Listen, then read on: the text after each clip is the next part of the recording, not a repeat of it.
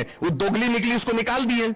उस हरामजादी को दिया था, लोगों ने जिताया था, उसने दोगलाई किया। ये है हैदराबाद वाले के, बिहार वाले नेताजी और कयादत के प्रवक्ता साहब को यही नहीं पता कि औरतों की इज्जत कैसे होती है। पहले तो आप भारतीय जनता पार्टी के लोगों को टिकट देते हो, और जब वो भारतीय जनता पार्टी में चली गई तो चलो वो एक औरत है, एक मां है, एक बहन है, आप किस तरीके से एक औरत को हरामजादी या दोगली बोल सकते हो? कम से कम इस्लाम पर हो आप।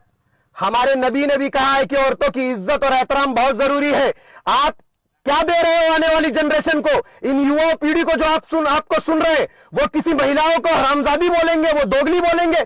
जब आप महिलाओं की इज्जत नहीं कर सकते तो सियासत छोड़ दीजिए, और हैदराबाद वाले नेताजी अपने प्रवक्ता को समझाइए कि औरतों की इज्जत करे। और दूसरी बात, प्रवक्ता साहब, आप प्रवक्ता तो बन गए, थोड़ा ज्ञान लीजिए, आपका ज्ञान लेना बहुत जरूरी है। मालेगांव के अंदर भारतीय जनता पार्टी के साथ कांग्रेस नहीं है, इस्लाम पार्टी जीती थी वहां पर, और कांग्रेस और समाजवादी के साथ इस्लाम पार्टी ने अपना मेयर बनाया और बुरखे वाली को ही मेयर बनाया। आप लोग बोल रहे थे, लेकिन कांग्रेस पार्टी ने मिलकर बुरखे वाली को मेयर बनवा दिया। थोड़ा सा ज्ञान लीजिए, झूठ भ्रम फैलाने से पहले प्रवक्ता है आप, और अपने लफ्जों का सही से इस्तेमाल करिए। यह हिंदुस्तान है, मां बहनों की इज्जत करिए।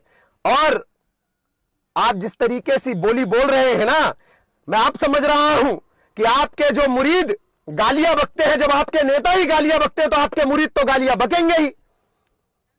क्यों कयादत की बात करते हो जब आपके लोगों को बोलने का सलीका नहीं, बोलने का ढंग नहीं, उसके बाद आप कयादत खड़ी करने की बात करते हो? पहले अपने इन नेताओं को समझाओ कि भाई मां बहन सबकी होती है और औरतों की इज्जत एहतराम बहुत जरूरी है।